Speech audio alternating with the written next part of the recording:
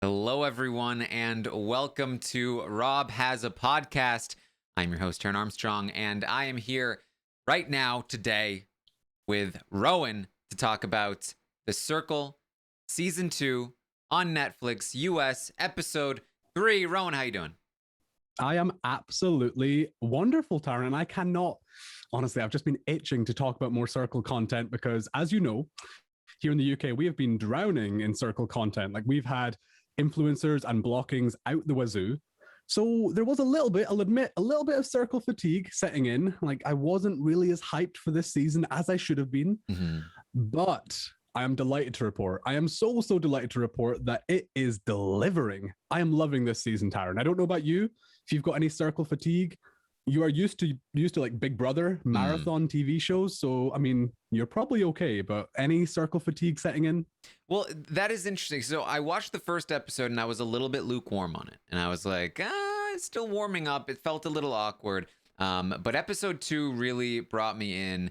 And I'm really loving the direction that episode 3 is going. I think for me, I think it's possible that I could get Circle fatigued just because, I think the thing about Big Brother, Survivor, the reason that those shows have lasted so long is, and we talked about this, Rowan actually joined me for the UK coverage that we did, which was very fun. But we talked about it during that podcast that like strategy games are evergreen. I think those are the shows that can last forever. It's the the Circle. It's not really that strategic usually. And in fact, in the UK, I said it's not a game. It's an entertainment show, right? And I would say the opposite for Big Brother and Survivor, where obviously they are entertainment shows, but they're also at the core they're games. But I think part of the reason this season has completely bypassed any potential fatigue is that it's an entirely different approach to the Circle than I've seen so far. They are not playing buddy buddy. They are not playing let's make friends. In fact, the most love and light person on the season was the first one gone, and it is all out war right from get-go, and that is very exciting. I've got to say, Taran, just right from the jump, I love what this cast is bringing us. I love this cast. Unlike you, it really only took one episode for me to properly fall in love with a lot of these players. And admittedly, I'll say it off the bat, I am lukewarm, not like completely anti this person, just a little bit lukewarm, just feeling a little bit meh on one person. And I don't know if you can guess who that person is, but I'd like to see you try. Well, for me, it's the person that we're going to meet in episode 3. Oh, interesting. Yeah. Okay. No, well, going into episode 3, I had one person in mind that is just like, I've seen this before. I don't need to see it again. And that person, oh yeah, who do you think? Is that person too hot to handle? Oh, that person is way too hot to handle. And yeah, unfortunately, I've got to say it, like, Too Hot to Handle was a show that I avoided like the damn plague. So I'm not exactly thrilled by this crossover. I've got to be honest. Oh man, and she's just she's an influencer and she's young, and it's just not really what I want to see in my game shows. I don't know about you. I mean, so this is interesting because Bryce actually felt the same way. Bryce was like, she can go. I've kind of I think if it was a cast of Chloe's, and that's, I imagine, what Too Hot to Handle was, then I would not enjoy it. But I think having one Chloe like bring the amount of energy she has is very fun for me, and the fact that she like immediately got into drama. I don't know if I care to see her last a long time. I'm certainly not like rooting for her to win or anything, but I don't mind. Honestly, I think part of it is that like it's so jarring to go from the UK version where they're saying, kiss kiss send and love heart emoji and full stop, and to like the US accents. It's just like, oh, and she's just kind of a nice little like training wheels to like I'm getting a little bit of the UK flavor that I'm used to, and I'm appreciating that. Oh yeah, I mean, she's an influencer through and through, for better and for worse. She's from Essex, of course, which I kind of think of like as the sort of swamp of wannabe influencers. But no, I do appreciate exactly what you said, Taran. She's bringing the energy. Mm. But for the long run, like energy, Yeah. this sort of like in your face attitude, that's good for a sprint. But these 13 episodes might turn into a marathon. I don't know. I don't want to see that for a marathon. Yeah, that's very like what I'm hoping from Chloe personally is some kind of big blow up and flame out, and then she goes and visits like Trevor, and has the shock of her life, right? Like that's I'd what like I that. want. Oh yeah, she's going to give us some reactions. I'll give her that. But I would also, before we dive into it, before we sort of get some spoilers, I would love to try and guess who your favorite player is. And it's tough because I know you're a man of strategy. I know you like that. And the strategy has been, I mean, safe to say messy so far.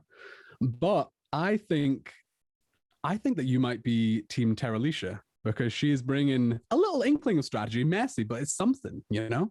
Yeah, Am I correct? You are absolutely correct. I am Team Terralisha. If are you Team Savannah or Team Terralisha? I am Team Terralisha. I'm really enjoying her. I'm team both. I know that's such a neutral, like sit on the fence position, but I think they're both genuinely very good TV. Oh yeah, I'm team for TV. sure. Like I will get to it, but I hope it kind of looks like they might be going like at loggerheads, but I want them both to stay because both of them staying means more drama, and I love that. Definitely. That's how I watch, and I think we've talked about this, but that's how I watch Big Brother. Like I really don't have a rooting interest. The Circle is a bit more, as I said, like of an entertainment show to me. So I am very much on Team Terralisha, but I would love for this to play out, for a long time. Or you know what? I'd also love to just like see Terralisha cut down Savannah, and then what happens from that? You know what I mean? Like then is Terralisha top dog? Do the underdogs start to revolt against Terralisha? Like that would also be fun. I'm very curious to see where this goes from here, in a more strategic landscape. Yeah, I'm excited to see how it pans out, and I cannot imagine the position you're in because, as you said, like you watch The Circle for entertainment because you best believe Big Brother keeps your sort of like active strategic mind. It's got that handled. So I mean, you kind of just want a show that you can switch your brain off to, and that's completely fine. I think Netflix is the perfect place for that. Yeah. All right. Well, let's talk about what we got into in this episode. We are going to start the episode off with Bryant's message for the Circle, which makes River cry again. Lee, aka River, is in tears. I gotta say, I love Lee. I think he's so sweet. I wish he was a better catfish because as you know, I've wanted an author on the show to catfish. But it really feels like, because here's the thing, I didn't want an author to come on and play like a younger version of himself, essentially, and just be himself. I wanted an author to come on and create like a completely different character and just like embody that character. But that is unfortunately not Lee, but I do like Lee the person.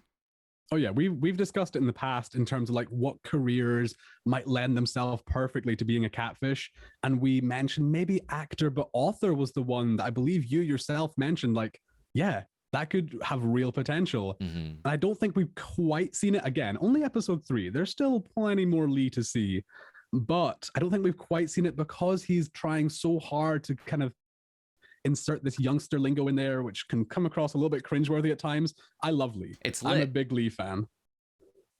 The lingo is lit. Oh, the lingo was lit. Oh, yeah, absolutely. Which actually, that's the thing. It might sound cringeworthy coming out of his mouth. Luckily, it's only on text form on the screen. So it might not be so cringeworthy. What did that mean again, Jade? Just for the fun. Oh, yeah. That phrase that we all totally use. Yeah. No idea. I know, but yeah, he cries here, and I'm just thinking like, oh boy, a runner better pop down to the shops and get some tissues because this is day 3. This is day 3. This is the first blocking. If Lee survives in this process, which I fully hope he does, I can't imagine what kind of state he's going to be in further down when he actually, let's be honest, has real connections with these people. Yeah. Because Bryant was not here for long, and he's already balling. So Brian's message, very, very nice message about, breathing and stuff. Savannah says, "Oh man, hashtag devastated," and Terralisha is having none of it. I mentioned in the previous episode that Terralisha was clearly throwing Savannah under the bus in the influencer message, saying that the reason this player is blocked is they both haven't made connections equally to them. And she's like, I want to call her out. You know what? I'm gonna call her out. And she calls Savannah out in the group chat, basically saying that this was her decision, that Terralisha did not want it to happen.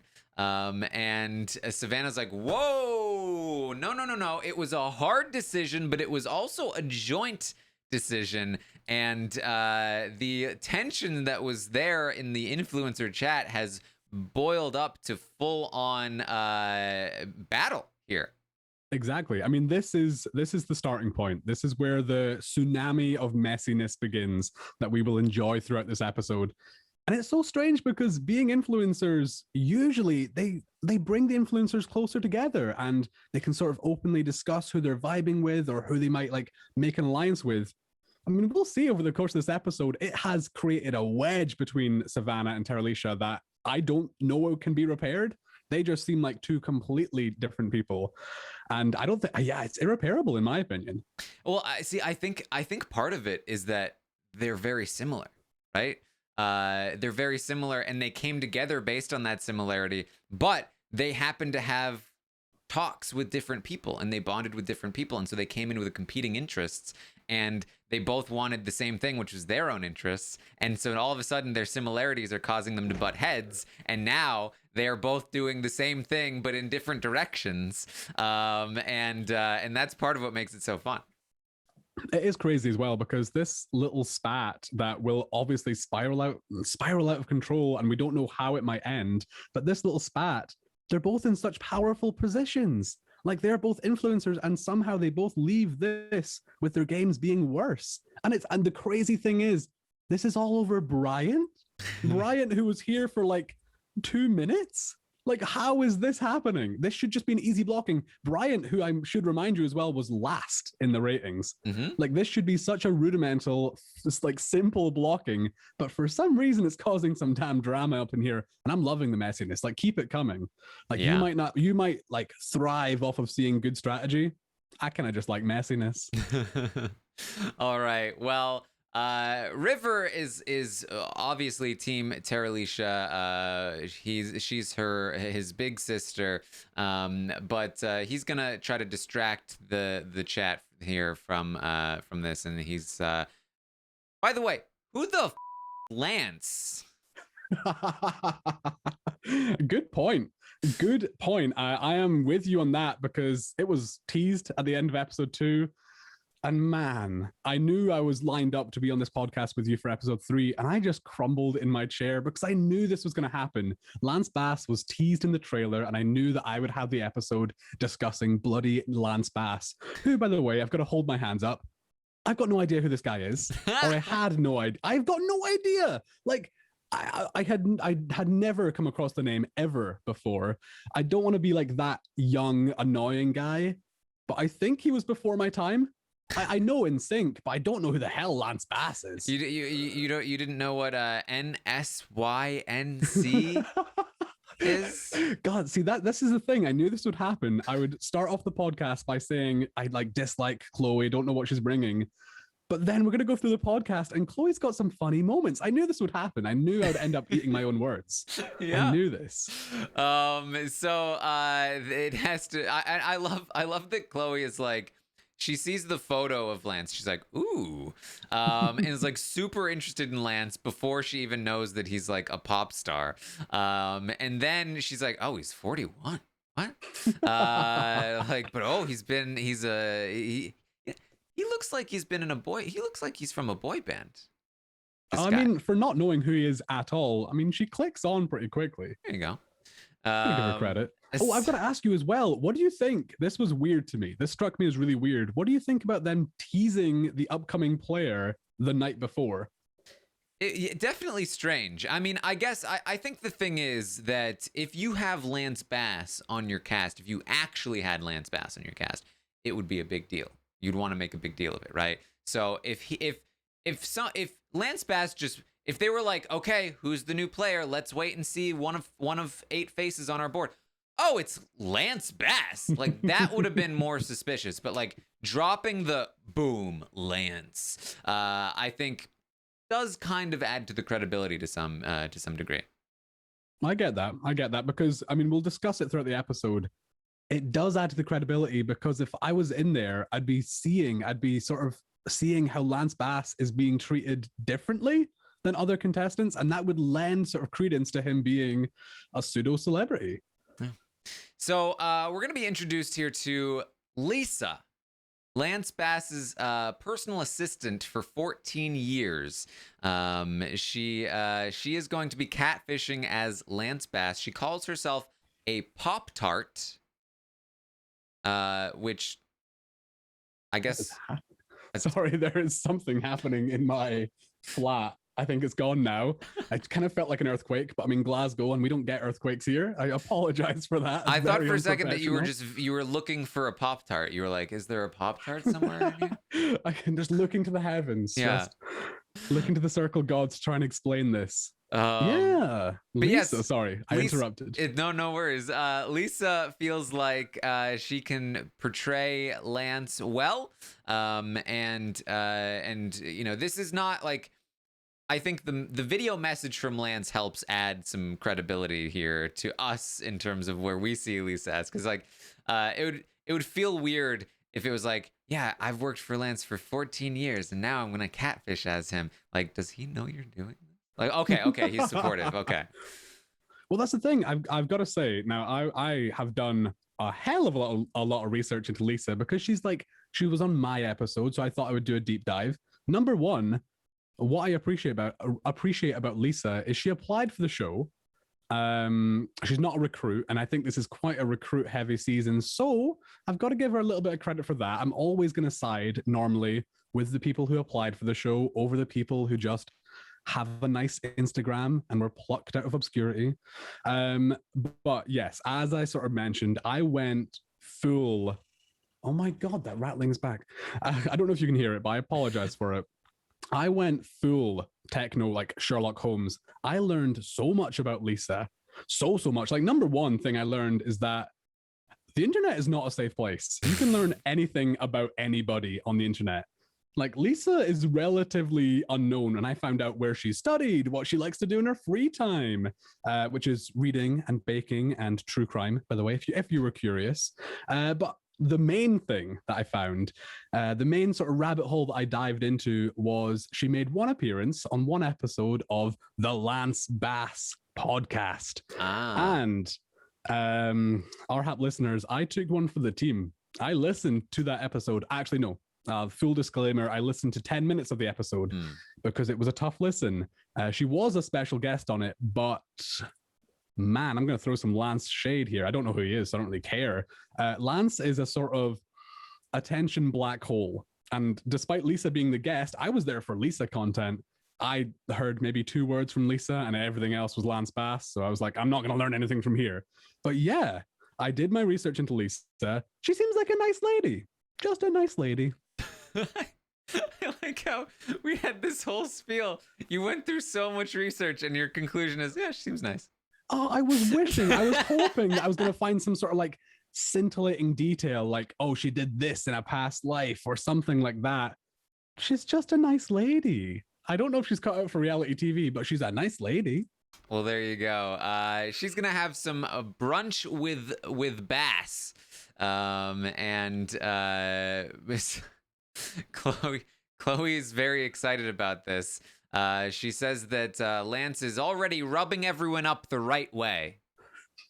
Strange wording, but we'll go with it. Yeah. She's also very confused. In Lance's bio, he said he wants to be a cosmonaut. And Chloe's like, what is a cosmo? Chloe struggles with a lot of things, but this is the sort of episode 3 struggle. She does not understand what that word means. Yeah. Not even remotely. Yeah. But Tara Alicia asked the question that I would be asking, which is, why would he be here? Oh, I love this. I love this. This is just another point for Terralisha and why I am currently team Terralisha, because while everybody else is like, oh, hi there, welcome, like, I love your dogs, they look so cute, Terralisha's out here, first message, hi, you're rich, why do you want the money? Just as simple as that, full stop, send. I love that. I love it. And here's why I am kind of meh on Lisa so far as Lance Bass. She apparently came into the circle preparing to catfish as Lance Bass and did not have an answer ready and prepared for what are you going to do with the money. And so have an answer prepared, first of all, know exactly what, either say it's all going to charity and be lying, or say have some other kind of excuse ready to go, or whatever it is that you feel morally comfortable with doing. Just have something prepared. She had nothing prepared. Okay, that's very strange. Why wouldn't you prepare? But the question is now asked. Now think of something on the spot. And what she came up with was, I'm going to joke. I'm going to make a joke about how, I'd put it toward an NSYNC tour. Oh my God, this was the first hurdle. And she well and truly fell at it, because this little joke of hers, this is like the Titanic of jokes, because it sank so quickly. And oh my God, maybe I'm hoping to the circle gods that there was something we didn't see, like a little second message saying like, haha, jokes, or just a little message like laughing, crying emoji. But the way the show cut it off, oh my God, this did not come across well at all. I have to imagine that she followed it up with like, just kidding, it's this, but like, the fact that they wanted it to be portrayed like this does not speak well for her. And even if she does follow it up with something else, it's a terrible way to catfish. I don't think Lance Bass is going to joke around about charity money. And even if it wasn't a bad way to catfish, even if that is what Lance Bass would say, it's a dick move. You don't joke about where charity money is gonna go, and so like even if this was Lance Bass, that would still make him come off like a jerk. So this just it's bad on every conceivable level. Oh yeah, it's wild. And I mean, I'll give Lisa some leeway, because coming in as a celebrity, Courtney says it's going to be a benefit. Courtney says like it'll help his social game. I can only think of negatives of coming into like a civilian circle as a pseudo celebrity, because number one, we've already addressed it, money. Like, you are not going to have a good enough reason to say that I deserve this money over someone like Trevor. Trevor doesn't exist, but his story exists. He's a single dad and he loves his daughter. #girldad. How is Lance Bass, like superstar, gonna like remedy that? It's not a thing. The other negative, I don't know about you, and I'd love to hear your opinion on this. My approach to the game is that if I was lucky enough to be picked out of the thousands of people that apply to be on a civilian version of the circle or any game show, and the producers chuck in a weird ass random celebrity, I am going big game hunting. I want their head on my mantelpiece. Like, I am going straight for them, because I want the accolade of being able to say like, yeah, I'm just a like small little town boy and I took out so-and-so celebrity. I want that. I don't know about you, but I'd be gunning for the celebrity from day dot.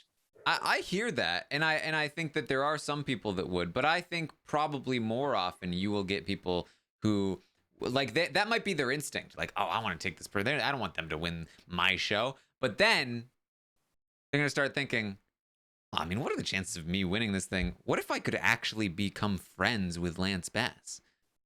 What if I could actually be his friend, and I could hang out with him at his mansion, and he could buy great things. I'd be friends with a celebrity. I'd be in tabloids. I'd be famous myself all of a sudden. Like, I think the stars enter their eyes and they get a little hazy, right? I think you are 101% correct. I can guarantee you that is the sort of thought process. They might not be saying it out loud, but that is 1000% what is going through their brains. And that is the reason why, especially, I mean, we've got a couple of geographical alliances here. We've got Texas with River and Terralisha. We've also got LA with Courtney and Savannah. Who else is in LA? Lance Bloody Bass. So I can imagine Lance being sort of added that to make a little LA trio. Because surely if Lance lives up the road from me, like, yeah, we'll hang out after the game. Like, yeah, why not? It doesn't work out like that at all. As like from someone who's been on a reality show, you've not got much to think about, you've not got much to talk about. So you're always thinking like, oh yeah, we'll be best buds after this. Not so much. Yeah. In my experience. Yeah. I am picturing, like, if I'm trying to be as like generous as I can to Lisa, like, I'm imagining the scenario where she applies to be on this show she really likes, and they're like, okay, we'll take you. Like, she's like, hey, I'm gonna get out from under Lance Bass's shadow. Like, I'm gonna be my own thing. I'm gonna play this game that I really like. And they're like, oh, well, let's flag her. She works for Lance Bass. This could be interesting. Lisa, we love your application. We would love for you to come in. Oh yes, I'm so excited. We're just gonna need you to pretend to be Lance Bass for the whole time. Oh yeah, this has got that's production why you fingerprints all over called me in, is because of the Lance. No, that's fine. That's cool. I love Lance. I'm totally willing to do that. That's cool. Yeah, come on, give her some slack. She might not pop, she might not shine on camera, but she thought this was going to be her chance. And now I don't even know his name. Lance Bass is trending, and Lisa's not trending. Lisa envisioned like, oh yeah, I'm on the same level as Lance Bass now. But no, it's all about him still. Yeah.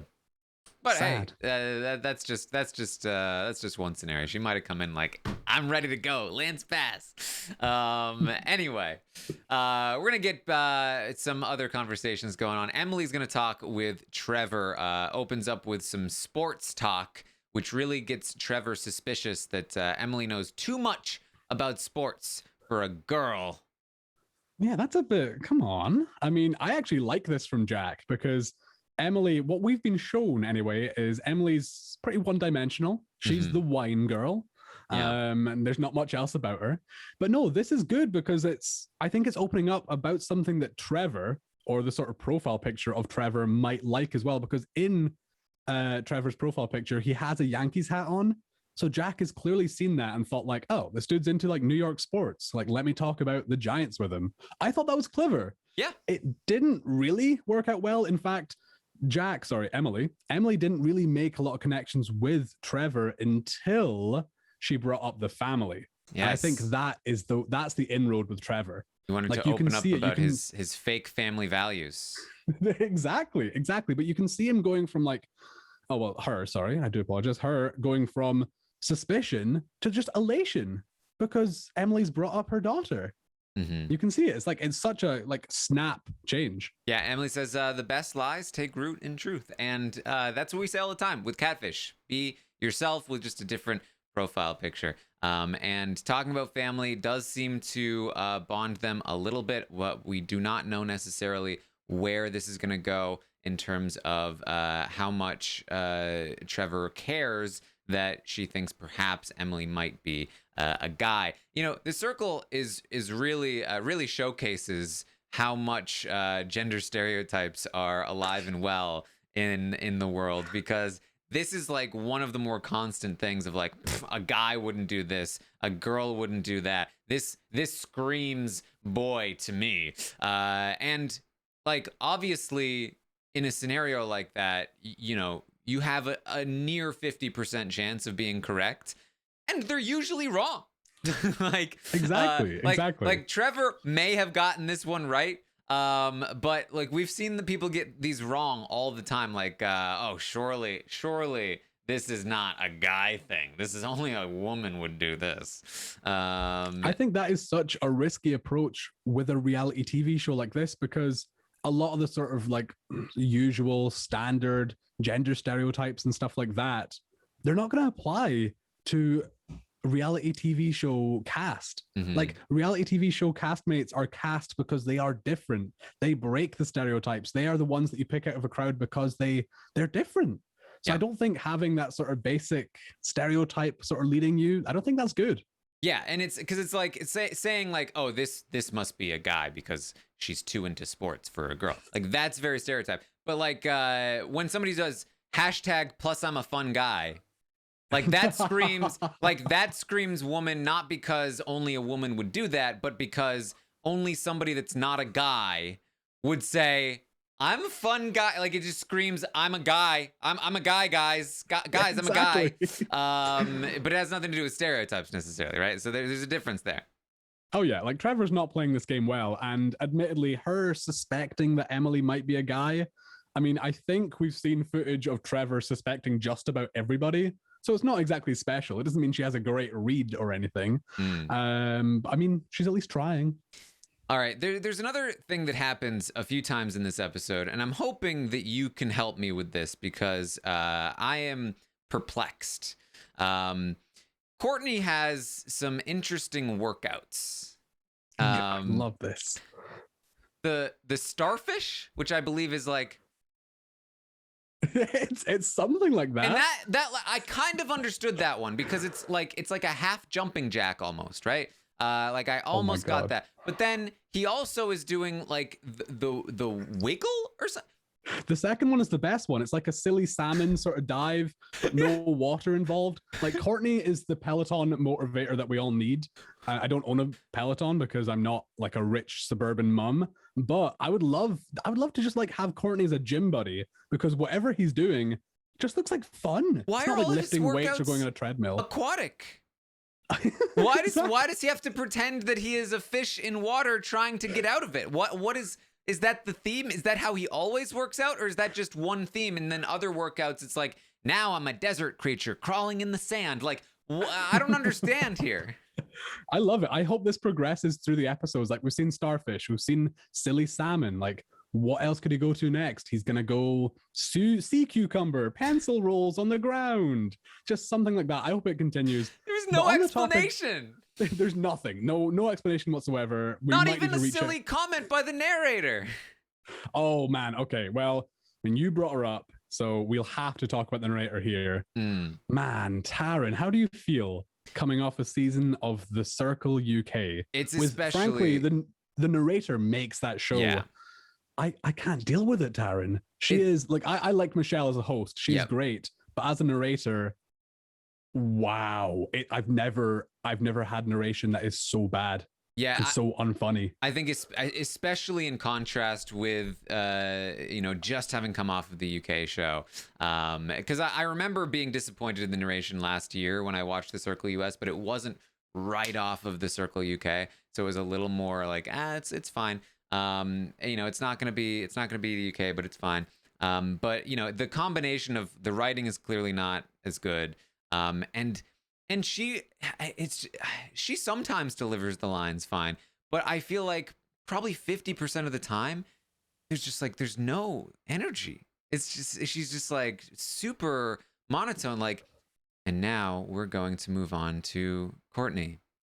It's like, what? It's not good. Honestly, every single one of her lines, I've been keeping track. Like, did that line make me smirk on first viewing? Not like on rewatch, on first viewing. Did that line even elicit a smirk? She's batting 0 right now. Like, she's got nothing out of me. Whereas Sophie, the narrator of the UK version, genuinely had me laughing. So, I mean, the comparison, the difference is stark. Yeah. It's and I feel like she's capable of doing fine, but I feel like for me and clearly for you, it's not really landed yet. I feel like whatever, I talk about this a lot in Big Brother, that like they over enthuse them in the diary room, and we would like for more naturalistic conversation. I'm gonna need the narrator to go to the diary room so that they can tell her to yell or something, because we need a little bit more enthusiasm sometimes. Exactly. On differences between the US and the UK, I gotta get your opinion. What is this weird? And I know they did it in season 1, and I was hoping they'd fix it for season 2. This weird juxtaposition between like, wow, look at this American scenery, like sweeping American shots, then a cut to Manchester in England. I don't know if it's noticeable for the US viewers, but for me, and I think most UK viewers, it is so weird. Like, what is this nondescript US city that they're apparently in? I think we talked about this. I feel like it's Chicago, maybe. Are they trying to present this as Chicago? It might That's be wild. I don't remember exactly now because it didn't No look like Chicago way. when I saw it in the episode. Maybe it was Chicago last year. But No way. but yeah, it's So the circle is catfishing. The oh, actual absolutely. building is catfishing. Absolutely. Oh my god.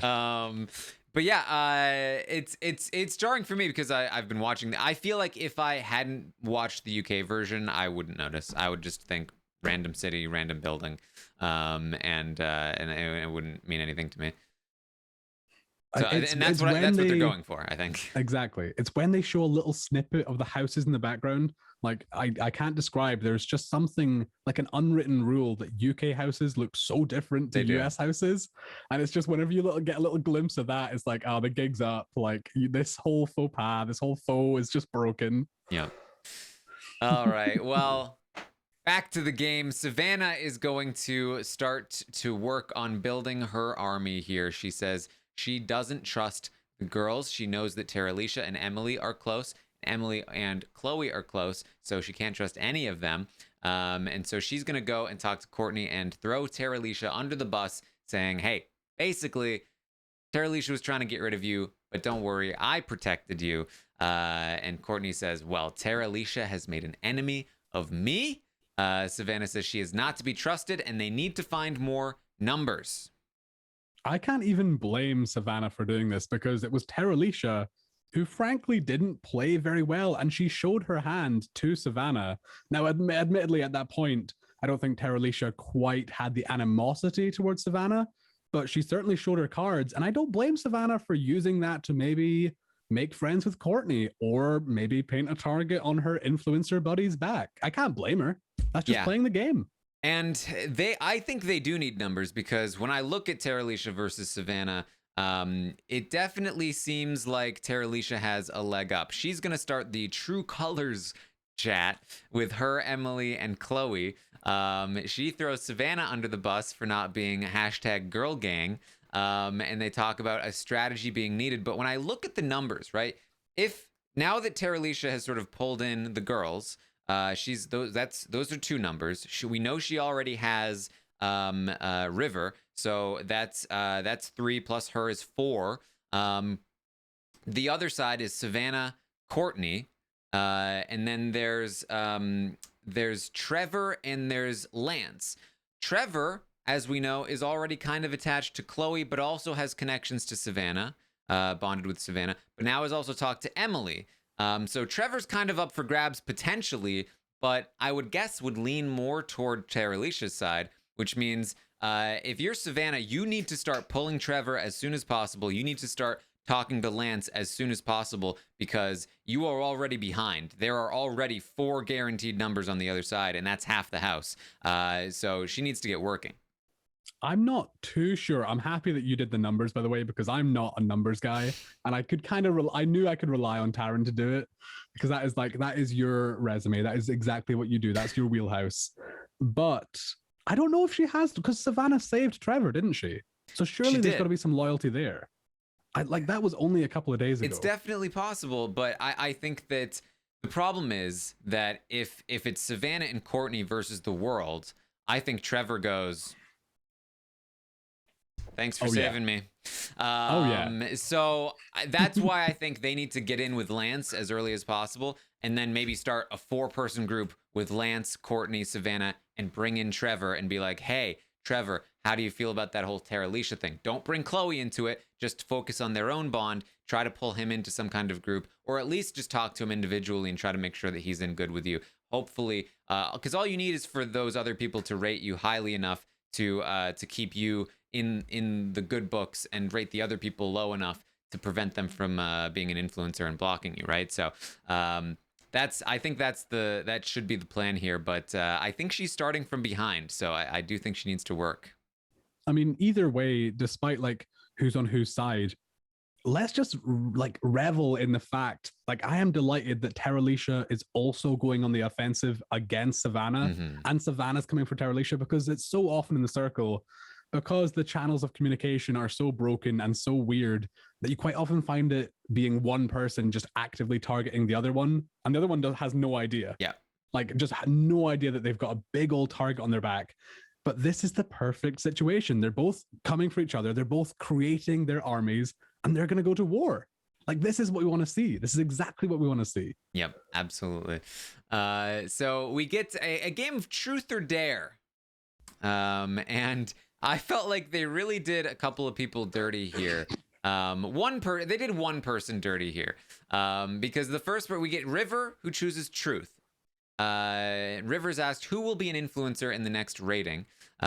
River does well here. He says Emily, because everyone loves her. She's dope and dynamic. And he wants her to think that they've connected. And Emily is like, oh, that's very nice of him. So plays it well. Did fine. Courtney chooses dare. And he is dared to put on as many clothes as he can in 2 minutes. So it's like, okay, so the dares are nonsense. The dares are the easy way out. And this was stupid to begin with because this was not entertaining to watch. I don't care about watching somebody put on 12 shirts. They can't see what he's doing. This whole thing was pointless. I would have liked it more if Courtney just plain up lied. Like, right. I know he's sort of like, I like Courtney a lot. I think he's great entertainment. But I would have just kind of liked it if I didn't see this frantic scene of him putting loads of shirts on. He was just kicking back, relaxing on his sofa.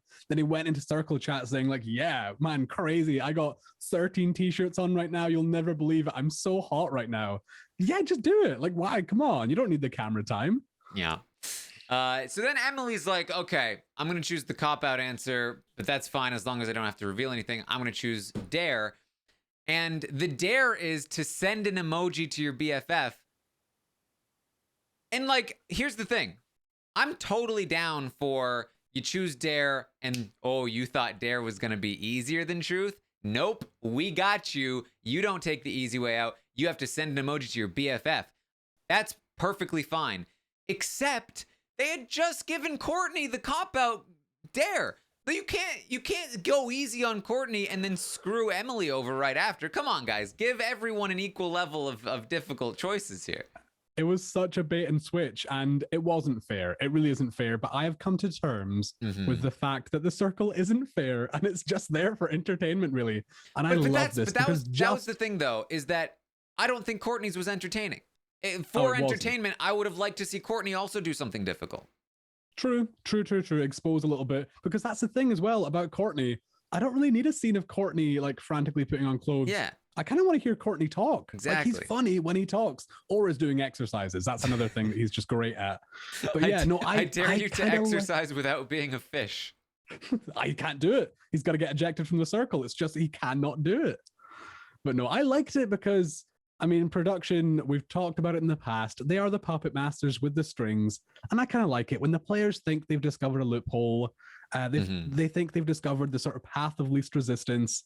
And I hate in the circle when people just sit on the fence and try not to like sort of expose themselves. So when the players thought they had that, production just snatched it away and made them expose themselves. I kind of like that. Yeah. So Emily decides to send a dynamite emoji to Chloe. Turns out to be the right call. Tara Alicia says that does not bother me. I know the narrator's like, it sounds like it does, but it didn't really actually sound like it did to me. And now everyone thinks that Emily and Chloe are a duo. I actually don't think that's a huge deal for Emily, at least as much as Emily seems to think like, oh, this is really bad for me. I don't think it's necessarily bad for her because, you know, a duo in a game of 8 can be powerful. Exactly. You mess with Emily, you piss Chloe off. That's the concern. You get in with both of them, you now have 2 people who are helping you, and neither of them seem that threatening. So I think they'll probably be seen more as valuable pieces on the board than threats in the game. At least that would be my guess. At least that's a good. I didn't actually think about it like that. So that is actually a really good point. But I think it is worth mentioning here that whether it's a good thing being exposed as a duo or not a good thing, Emily got away with this. Emily did not raise any suspicion until Chloe decided to reply with basically a message that said like, yes, my BFF, let's go, let's ride or die. Everybody else is a loser. I'm with you. Like, Chloe, you're not thinking with even one iota of a strategic brain cell here. She's messy and I should love her for it. And maybe I will grow to love her. But oh my God, I felt bad for Emily. I felt bad. Yeah. So then Tara Alicia chooses truth. And Savannah's like, she's not gonna choose truth. She's too scared. And then Tara Alicia's like, truth, I got nothing to hide. And so, of course, they're just like, who's the biggest game player in the circle? And I feel like they're not doing themselves any favors by contributing toward this use of language where game player is meant to be negative. But she, of course, says, easy. Savannah, no explanation. And Savannah's like, all right, no more Mr. Nice Guy. She says, is it that I'm a game player or do you see me as a threat? And Tara Alicia says, well, no, it's because you didn't keep a promise. Hashtag threat where? We are way too early into this show. We're on episode 3. We're covering episode 3 here. We are way too early to have arguments this juicy. Like, Americans love a good scrap, and I'm loving it. It's also worth mentioning, this is a pivotal point in the circle. Tara Alicia whips out the infamous snake emoji. Ooh. She uses the snake emoji, and I don't think there's an emoji in the circle that carries such gravitas, such meaning as the snake emoji. Because once you are marked as the snake emoji, that's like the mark of death. Like, you are categorized as a snake. I mean, there's snake emoji, but there is still one level above that we saw in season 3 of the UK, and that's the snake emoji plus full of poo. Exactly. I mean, it can full of poo always emoji. Be taken higher. Snake oh poo. Oh my god. I mean, what they need to do actually to like reach the top tier of emoji use is to whip out those. This shocked me as well. Why have they brought back? Why have they once again paid someone to make avatars of these players? Because the avatars look awful. I haven't even noticed the avatars. I think there was one avatar. I don't know who it was. It might have been Chloe. Once again, it looks really uncanny valley, really strange looking. I mean, we can have a whole podcast about how weird they looked back in the UK season, but let's just hope they kind of fade away into nothingness, because I don't want to see them again. Yeah. They popped up in like the first episode of the Circle UK, and then we never saw them again. Exactly. That's such an easy paycheck for the artist. Yeah. I love it. So we then go to Savannah, who says truth. And the question is, which player do you trust the least in the circle?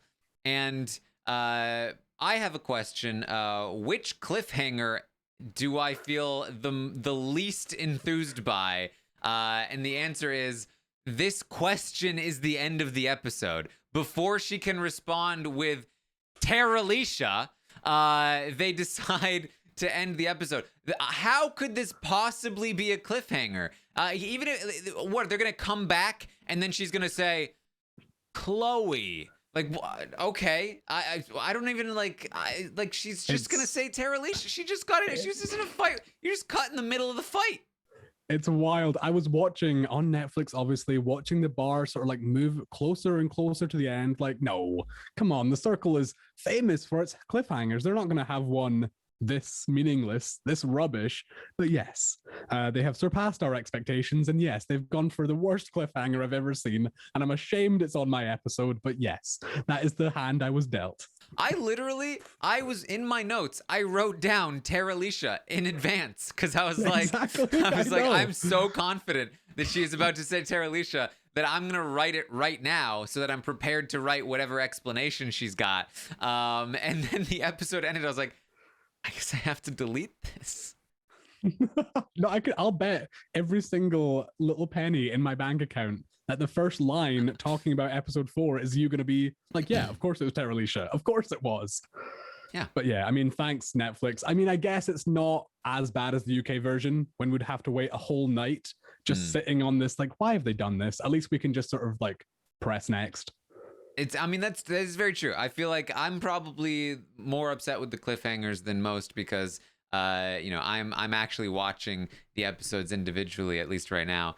And so but still, it's just like this is where you decided to end it. Like, okay, I mean, look, I guess it's wild. It's nonsensical, but that's the circle, and that's kind of why we love it. Yeah, if they're looking at this like we're just having it's if they look at this more like it's a 4-episode structure, if it's there's like the episodes don't really matter because it's Netflix, like that's fine. I don't mind. They can cut it wherever they want, if they feel like there are no boundaries. But to portray this like it's a cliffhanger, was silly. They should have ended it after the fight to be like, well, now what's gonna happen? Or like right as the fight is starting to gear up, like, oh wow, this is about to be wild.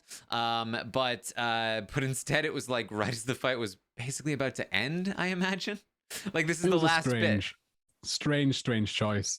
But I guess when we'll have to deal with the cliffhanger that we got given. And the question that remains is really, I mean, you've got to take sides going into episode 4. Are you team Savannah or are you team Terralisha? And I think you've already sort of given us a hint that you might be team T. That's okay. This is the problem I'm having. I'm sitting on the fence, and I said I hated that, but damn, contradicting myself. I like them both so much, and I want this drama to continue. Like even individually, before the drama started, I thought these two ladies are probably two of my favorite characters on this season. And I really hope they can somehow, maybe not work out because the drama's fun as well, but I hope they both survive. See, there's something kind of exciting to me because I feel like the Circle. One of the things that that happens in the Circle is that the big characters all just stay most of the time, and like it's the little characters that get picked off along the way, here and there. But it's kind of exciting to me that like, no, we're gonna target Andy. We're gonna target Manrika. We're gonna target like the big players right away.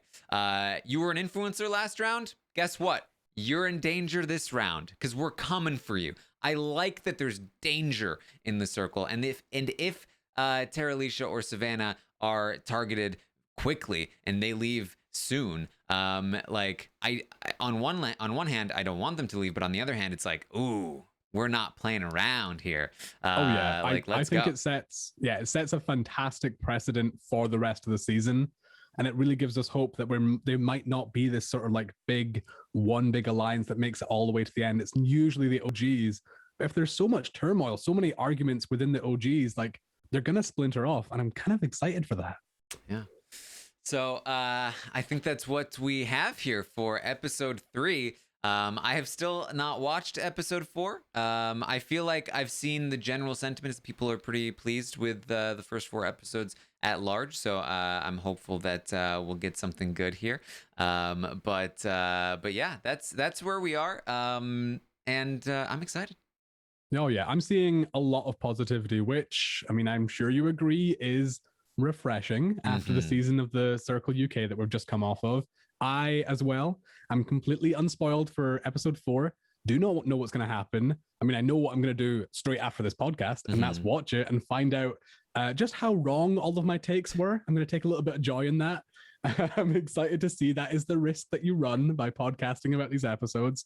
But yeah, I mean, my closing sentiment about episode 3 is that I am way more optimistic than I thought I was going to be. Again, Circle fatigue was like starting to get its little grip on me. And then I got delivered 3 of maybe 3 of my favorite first starting episodes of any Circle season. Yeah. So I am delighted. Yeah, I'm excited to see where this goes. I want to see a cutthroat Circle. It's something that I haven't really seen before. So let's see where it goes. Rowan, thank you so much for joining me here. No, it's been a pleasure, honestly. I thought I was going to be on for one podcast, and this is like my 5th one now. So I'm in heaven right now, loving life. And thank you for having me as well. Yes, of course. It was very fun having you on the UK recaps, and so now we're getting the UK perspective in the US. I am more than happy to provide it. More than happy. Yes. Well. This podcast will be dropping on Friday, so by the time you're listening to it, tomorrow, Saturday night, we will have our live roundtable podcast discussing episode 4 and all of the episodes for the week, talking generally, and that's our Circle coverage. I hope you guys listened to the previous recap with Bryce. That was very fun. And I'm also live every morning talking about Big Brother Canada. We're going live after the episodes. to recap the episodes of Big Brother Canada. And you can also find me on Twitch playing Fall Guys or Among Us, or just watching Big Brother Canada episodes or talking about various things. But there's plenty of ways to find me all over. Rowan, where can people find you? I gotta say, just as a little aside, I am loving the Among Us content that you're giving us, Taran. I love that group. The dynamic is so fun. But yeah, you can find me at that little, oh, wrong way, classic, their little Twitter, Instagram, all of those places. You'll probably find some just wholesome content there. Yeah. You seem like a very wholesome guy. Very Bryant-esque. Well, I mean, the TV show I was on would beg to differ, but yeah, in real life, I'm super wholesome, I swear. Yeah, there you go. All right. Thank you guys so much for joining us, and see you next time.